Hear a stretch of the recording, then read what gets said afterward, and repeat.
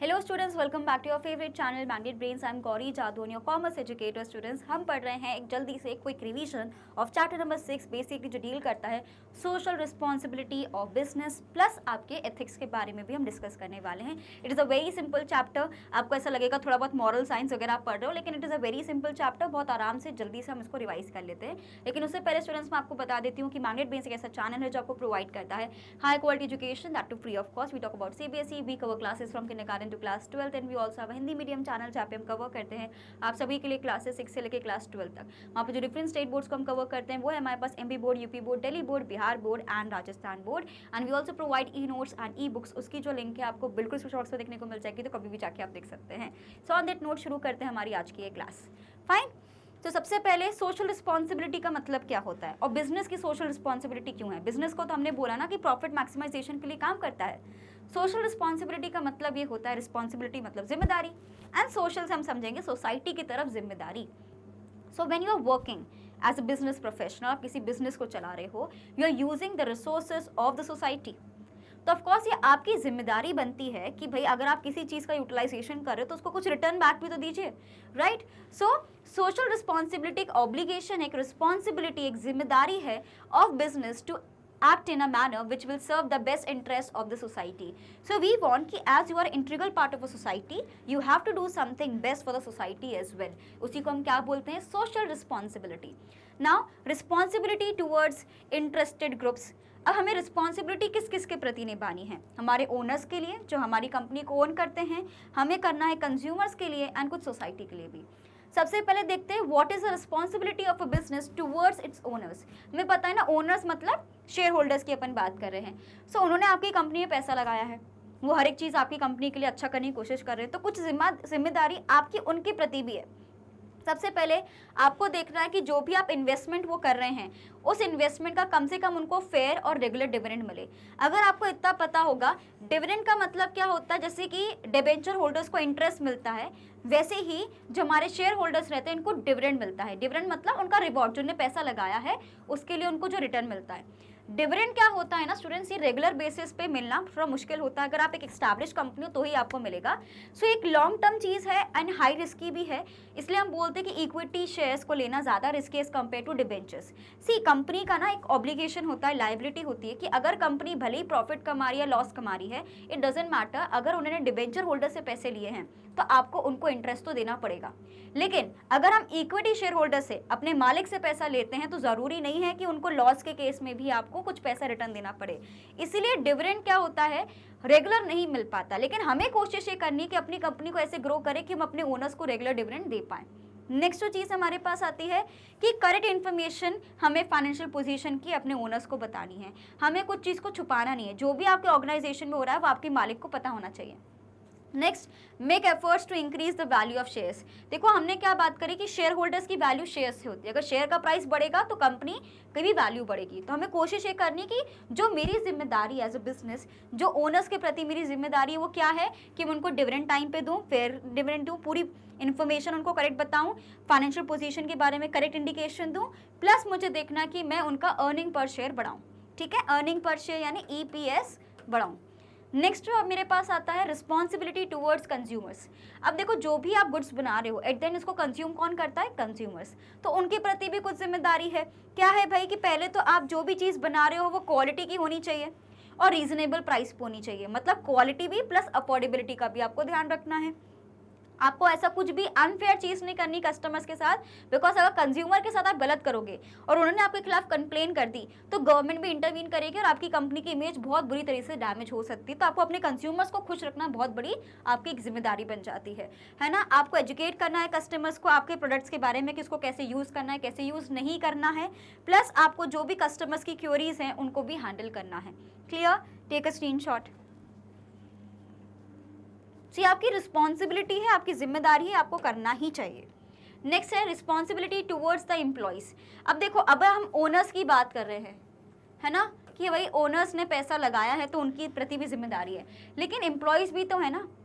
Employees अगर अच्छे से काम नहीं करेंगे तो आपका ऑर्गेनाइजेशन कैसे फंक्शन करेगा, आपके ऑर्गेनाइजेशन के गोल्स कैसे अचीव होंगे। एट द एंड काम करने वाले लोग तो यही है, ग्राउंड लेवल पे जो आपके लिए काम कर रहे हैं, तो इनके प्रति भी बिजनेस की कुछ रिस्पॉन्सिबिलिटी होती है कि एम्प्लॉय भाई दिन रात एक कर दे रहा है आपके टारगेट्स को अचीव करने के लिए, लेकिन आप उसको बोनस नहीं दे रहे, है ना, आप उसको अप्रिसिएशन नहीं दे रहे, तो उस एम्प्लॉय को आप खो दोगे, आप वो एम्प्लॉय छोड़ के जाएगा ही जाएगा। अगर वो अपना काम में बेहतरीन है, अगर वो सामने वाला दिखता है कि मुझे काम करना आता है, मुझे इस कंपनी में ग्रोथ नहीं मिल रही, तो वो दूसरी कंपनी में जाएगा ही जाएगा। वैसे ही एम्प्लॉयज टिकते हैं जिनको ऐसा लगता है कि ठीक है भाई 4 पैसे आ रहे चल जाएगा, लेकिन जो एम्प्लॉय अपनी ग्रोथ को देखता है, उसको पता है कि यार मेरी स्किल्स अच्छी हैं, वो हमेशा स्विच करता है ना। सो आपको देखना है कि आपको फेयर कंपनसेशन उनको देना है, अगर उन्हें कुछ अच्छा काम किया उनको अप्रिसिएशन देना है, उनको अच्छी वर्किंग कंडीशंस देनी है। अगर आप उनको साफ पानी पीने का भी नहीं दे पा रहे हो अपने ऑर्गेनाइजेशन में, then you have failed as an organisation. एक बेसिक राइट है, राइट टू लाइफ में हम पढ़ते हैं आर्टिकल 21 में कि यार कम से कम सेफ ड्रिंकिंग वाटर तो मिलना चाहिए। अगर आपके ऑर्गेनाइजेशन में वो भी अवेलेबल नहीं है, तो मतलब आपकी जो रिस्पॉन्सिबिलिटी है अपनी एम्प्लॉयज़ की तरफ आप पूरा नहीं कर रहे, पंखा एकदम लटक रहा है सर पे, ये सारी चीज़ें सही नहीं है। आपको एक सही वर्किंग कंडीशंस प्रोवाइड करना ही आपकी जिम्मेदारी है, ठीक है। आपको उनको मेडिकल फैसिलिटीज़ और अपॉर्चुनिटीज़ आगे एजुकेशन की, डेवलपमेंट की उनको देनी चाहिए। नेक्स्ट मेरे पास आता है responsibility towards the government. See government भी आपके लिए रूल्स एंड रेगुलेशंस बना रही है, आपकी सेफ्टी का ध्यान रख रही है, लॉज वगैरह बना रही है। सो गवर्नमेंट का सबसे पहले जिम्मेदारी आपकी ये बनती है कि जो भी टैक्स आपकी कंपनी का बनता है उसको पे करना चाहिए, भगना नहीं चाहिए टैक्स देने से, ठीक है। प्लस आपको कॉर्पोरेट करना चाहिए गवर्नमेंट के साथ जब भी कोई इश्यूज आपकी कंपनी के साथ होते हैं। We don't have to run from the situation, we have to face it in collaborate and work in cooperative way with the government, clear. And आपको कुछ ऐसी चीज़ें भी करनी चाहिए कि गवर्नमेंट के साथ मिलकर आप कुछ कैंपेन वगैरह में पार्टिसिपेट करिए ताकि लोगों का भला हो, है ना। सो ये सारी चीज़ें हमें करना चाहिए। We can also start new business in the backward regions of the country ताकि उनका भी डेवलपमेंट हो। So we can do all these things as a business, right. Take a screenshot. Okay, so basically हमने क्या देखा, आपका government के प्रति क्या जिम्मेदारी है, एम्प्लॉयज़ के प्रति क्या जिम्मेदारी है, ओनर्स के प्रति क्या जिम्मेदारी है, सोसाइटी के प्रति आपको, कंज्यूमर्स के प्रति क्या आपकी जिम्मेदारी है, क्लियर। नेक्स्ट अब हमारे पास आता है टुवर्ड्स द कम्युनिटी और सोसाइटी आप बोल सकते हो। आपको ये चाहिए कि आपकी इकोनॉमी में स्टेबिलिटी आए, है ना, तो आपको कोशिश करना है कि आपका बिजनेस अच्छे से रन करे। आपको इन्वायरमेंट का भी ध्यान रखना है, वर्क टुवर्ड्स सस्टेनेबल डेवलपमेंट, है ना, कि ऐसा डेवलपमेंट, एक ऐसा प्रोडक्ट बनाना है जो हमारे इन्वायरमेंट को हार्म ना करे। सो कुछ इन्वायरमेंट के प्रति भी जिम्मेदारियां हैं जो आपको निभानी है, क्लियर। ओके, अब हमारे पास क्या आते हैं, डिबेट कॉम्पिटिशन आ रहा है। डिबेट क्या है, arguments in favour of social responsibility and arguments against the social responsibility.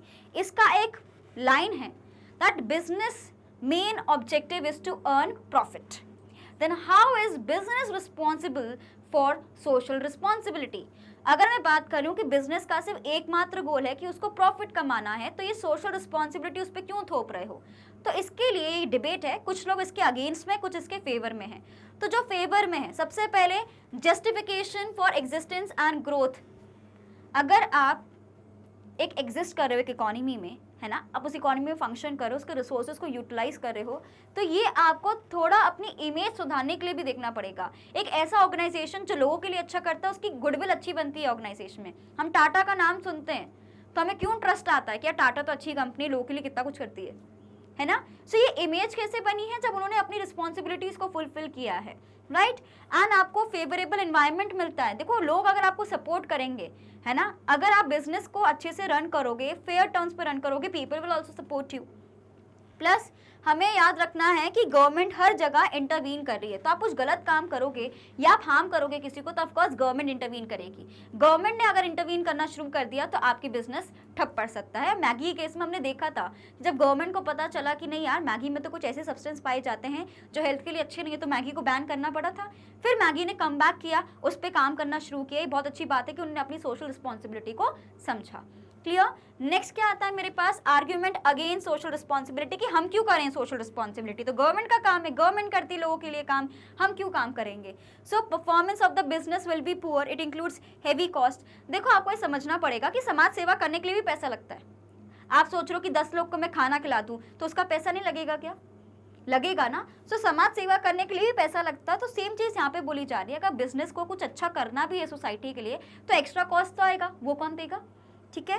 Next क्या है, कस्टमर्स क्या होंगे, फिर एक तरीके से उनका भी माइंडसेट बन जाएगा कि हाँ ये तो इसी के लिए काम कर रहे हैं, लेकिन हम तो प्रॉफिट मैक्सिमाइजेशन के लिए काम कर रहे हैं। Now business people will less skill development, work culture for environmental protection, all to take up these works and violation of profit maximisation objective.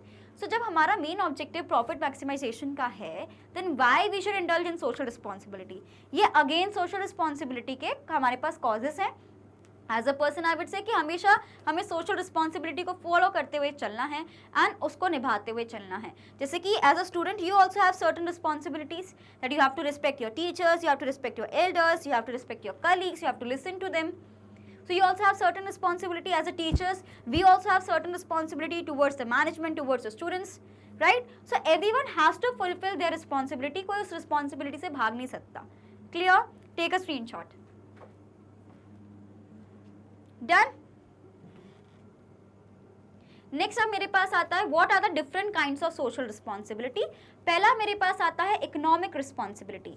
So produce goods and services that society wants and sell them at a profit. So देखो एक तो responsibility ये भी बनती, क्योंकि मैंने बात करी कि रिस्पॉन्सिबिलिटी टुवर्ड्स द ओनर्स, तो ओनर्स तो भाई अपना पैसा कमाने के लिए बैठे हैं, तो आपको इकोनॉमिक प्रॉफिट भी देखना पड़ेगा कि जो भी सामान मैंने बनाया है उसको मैं प्रॉफिट में बेचूं। नेक्स्ट मेरे पास आ जाएगा लीगल रिस्पॉन्सिबिलिटी, मतलब जो भी आपके लॉज गवर्नमेंट ने बनाए हैं उसके विद इन द लॉज और उसके रेगुलेशंस को फॉलो करके आप अपना बिजनेस कर रहे हो।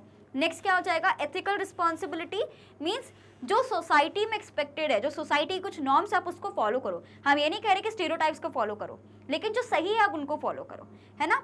नेक्स्ट क्या है discretional responsibility, means voluntary obligation then an enterprise assumes, means of course ये मैंडेटरी नहीं है, हम रिस्पॉन्सिबिलिटी की बात कर रहे हैं, ये कोई लॉ नहीं है, अब तो बन गया है social responsibility, corporate social responsibility law बन गया है, लेकिन ये आपके विद इन से आना चाहिए कि if you are a part of an organisation या पार्ट ऑफ अ बिजनेस या पार्ट ऑफ द सोसाइटी, तो कुछ रिस्पॉन्सिबिलिटी हर एक मेंबर के प्रति आपकी बनती है, तो आप उसको फुलफिल करिए। Clear? Take a screenshot. Okay, जैसे कि मैं आपको अभी CSR के बारे में पढ़ा रही थी, that is your corporate social responsibility. So role that companies can play in meeting the agenda of sustainable development and entails a balanced approach to economic progress, social progress and environmental protection. In India, the concept of CSR is governed by the clause 135 of the Companies Act 2013. तो मैंने अभी बताया ना कि अब तो ये law बन गया है कि अगर आप एक सर्टेन लेवल का प्रॉफिट अर्न कर रहे हो तो इतना परसेंटेज जो है आपको सोशल कॉर्पोरेट रिस्पॉन्सिबिलिटी के रिजर्व्स में डाल के रखना है और उसको कुछ बेहतर काम के लिए यूज़ करना है। Now business ethics. एथिक्स क्या होते हैं? मॉरल्स होते हैं मेरी लाइफ के, जिसके एक बेसिस होता है जिसके बेसिस पे मैं काम करती हूँ, मैं अपनी लाइफ जीती हूँ। जैसे किसी के एथिक्स बोलते हैं कि यार ठीक है, अगर यार चालाकी करनी पड़े तो कर लेनी चाहिए, कोई दिक्कत नहीं है। किसी के एथिक्स होते हैं कि नहीं यार कुछ भी हो जाए मैं हमेशा सच्चाई का साथ दूंगी। किसी के एथिक्स होते हैं कि भाई जैसे को तैसा। तो सबके अपने लाइफ में अलग अलग एथिक्स होते हैं। वैसे ही बिजनेस के भी कुछ एथिक्स होते हैं कि आपका किस चीज़ में बिलीफ है, what is right, what is wrong, right. So, belief in what is right, proper and just socially determined moral principles which should be governed by the business activities. See, as a business आपका ये होना चाहिए कि मेरे को मुनाफा कमाना है, लेकिन गलत सामान बेच के मुनाफा नहीं कमाना है। अगर आपको याद करा दूं, कोविड के टाइम पे कुछ मेडिकल शॉप्स ने अपना नुकसान करके भी कुछ दवाइयाँ दी हैं कि इंसान की जान बच जाए। एंड सिमिलर सिनेरियो हमने ये भी देखा है कि कुछ डॉक्टर्स हैं, कुछ मेडिकल शॉप्स हैं जो उसी चीज़ का फ़ायदा उठा के करप्शन भी कर रहे थे, है ना, कि उस दवाई को डबल प्राइस नहीं बेच रहे थे। तो हमारे पास दोनों सिनेरियोस है, एक अपना नुकसान करा के जान बचाने के लिए किसी इंसान के लिए अपना घाटा कराने के लिए भी रेडी है, एंड दूसरे सिनेरियो में कुछ लोग उसी का फ़ायदा भी उठा रहे हैं। So of course there are wrong people also, there are good people also. Similarly business में भी कुछ ईमानदारी से बिजनेस करते हैं, सही तरीके से बिजनेस करते हैं, कुछ घपला करके बिजनेस करते हैं। सो आपके एथिक्स क्या हैं ये आप डिसाइड करिए कि आपके लिए कौन सी चीज़ सही है, आपको कौन सी चीज़ सही लगती है। सो ऑफ कोर्स कुछ लोग चीटिंग करके पास हो जाते हैं, कुछ लोग मेहनत करके पास करते हैं। So you have to decide कि आपको पास कैसे होना है, ठीक है। Take a screenshot. Done. Elements of business ethics क्या होंगे? सबसे पहले टॉप मैनेजमेंट कमिटमेंट। सी आपको समझना पड़ेगा कि यार मैं तो बोलती हूँ क्या मेरा बड़ा मन है मैं ऐसा कर लूँ, लेकिन मैं तो एक एम्प्लॉय हूँ छोटी सी। जब तक मेरा टॉप मैनेजमेंट मुझे इजाज़त नहीं देगा या मुझे हेल्प नहीं करेगा मैं नहीं कर सकती। तो ये डिसीजन मेकिंग पावर किसके पास रहती है? टॉप मैनेजमेंट के पास ये पावर रहती है, नेक्स्ट क्या है, publication of the code in written form, establishment of a compliance mechanism involving employees at all levels and measuring the end result of the ethical programs. So जब भी हम business ethics के बारे में बात करें, कोई प्रोग्राम बना रहे हैं तो हमें सब में उसको सबको इंक्लूड करना है, वो रिटन फॉर्मेट में होना चाहिए बिकॉज वो एविडेंस की तरह काम करेगा आपका। अगर गवर्नमेंट कुछ बोलती है तो हर एक चीज़ रिटन फॉर्मेट में हमें करनी है, प्लस हम लोग को देखना है कि जो भी हम एथिकल चीज़ें कर रहे हैं उससे रिजल्ट क्या आ रहा है। क्लियर? नाउ हमारे पास आता है बिजनेस एंड एनवायरमेंटल प्रोटेक्शन की बात करते हैं। So environment is defined as the totality of man surrounding, जिसमें बायोटिक और बायोटिक कंपोनेंट्स दोनों आते हैं, लिविंग नॉन लिविंग दोनों आते हैं, उसी को हम एनवायरमेंट कहते हैं। अब बचपन से जो पढ़ते हुए आ रहे हो आप पोल्यूशन के बारे में, पोल्यूशन क्या होते हैं, ऐसे सब्सटेंसेस जो आपके एनवायरमेंट को पोल्यूट करते हैं, हार्म करते हैं, है ना, जो नेचुरल बैलेंस होता है उसको डिस्टर्ब करते हैं। Now what are the causes of environmental pollution students? We have studied land pollution, water pollution, soil pollution, noise pollution, water pollution, air pollution, यही सारी चीजें हमें डिस्कस करनी है। Clear? Take a screenshot. So air pollution, we can take a live example of Delhi, जहाँ पे जो air की क्वालिटी है बहुत लो क्वालिटी की एयर है। वाटर पोल्यूशन कि आप अपने वाटर को कंटामिनेट कर देते हो और बहुत ज़्यादा हम बोल सकते हैं कि जो वेस्ट होता है इंडस्ट्रीज़ का डायरेक्टली आप वाटर बॉडीज़ में डाल देते हो, वो गलत है। लैंड पोल्यूशन बहुत ज़्यादा हो रहा है, टॉक्सिक वेस्ट को हम लोग डंप कर देते हैं लैंड में। नॉइज़ पोल्यूशन आजकल कितना ज़्यादा हो रहा है। सो ये सारी चीज़ें हमारे इकोलॉजिकल बैलेंस को हार्म करती है, तो हमें ये सारी चीज़ें नहीं करनी है। बचपन से पढ़ते चले आ रहे हो, इसमें तो आई थिंक कोई डाउट नहीं होगा। Now what is the role of business in environment protection? See आपको समझना होगा कि बिजनेस में हम बात करें कि इंडस्ट्रीज़ भी हैं, कॉमर्स की इंडस्ट्रीज़ भी हैं। सो इंडस्ट्रीज़ में ही सारे अधिकतर मेजरली काम हो रहा है, लोग एम्प्लॉयड हैं, वहीं से पूरा अर्निंग हो रही है, इकॉनमी चल रही है। तो अगर वो अपने चीज़ों को सही कर लेगा तो काफ़ी हद तक चीज़ें सही हो जाएंगी। सो हमें एक ऐसा वर्किंग कल्चर डेवलप करना है जहाँ पे लोग एनवायरनमेंट प्रोटेक्शन का ध्यान रखें, एथिकल चीज़ों को फॉलो करें, डेवलप करें clear policies and government authorise जो चीज़ें बोली गई हैं उनको फॉलो करना है ना। हमें एजुकेट करना है लोगों को कि क्या होता है कि एनवायरनमेंट को प्रोटेक्ट करते हुए भी बिजनेस हम कर सकते हैं। ठीक है, ओके। तो स्टूडेंट्स यही था हमारा quick revision of this particular chapter. बहुत सिंपल है, मॉरल साइंस वाला चैप्टर है कि भाई एज अ बिजनेस आपकी कुछ रिस्पॉन्सिबिलिटीज़ बनती हैं, आपको फुलफिल करना चाहिए, राइट। तो होपफुली आपको सारी चीज़ें क्लियर हो गई होंगी। तो students as you all know कि मैग्नेट ब्रेन्स एक ऐसा चैनल है जो आपको प्रोवाइड करता है high quality education that too free of cost. We talk about CBSE, we cover classes from kindergarten to class 12 and we also have Hindi medium channel जहाँ पे हम कवर करते हैं आप सभी के लिए क्लासेस 6 से लेकर क्लास 12 तक। वहाँ पर जो डिफरेंट स्टेट बोर्ड्स को हम फॉलो करते हैं वो है हमारे पास MP board, UP board, Delhi board, Bihar board and Rajasthan board. And apart from these board classes we also provide you e-notes and e-books. उसकी जो लिंक है आपको बिल्कुल डिस्क्रिप्शन बॉक्स में देखने को मिल जाएगी, तो कभी भी जाके आप देख सकते हैं। हमें आपको सिर्फ यूट्यूब पे नहीं, वेरियस सोशल मीडिया प्लेटफॉर्म्स आपको फॉलो करना है, चाहे वो फेसबुक हो, इंस्टाग्राम हो, ट्विटर हो या व्हाट्सएप हो, ताकि कोई भी इंपॉर्टेंट अपडेट आपसे बिल्कुल मिस ना हो। तो स्टूडेंट्स ऐसे ही बने रहिए मैग्नेट ब्रेन्स पे। Do like, share and subscribe to the channel. और मैं मिलती हूँ आपसे नेक्स्ट वीडियो में। Till then bye bye, keep revising and thank you watching this video.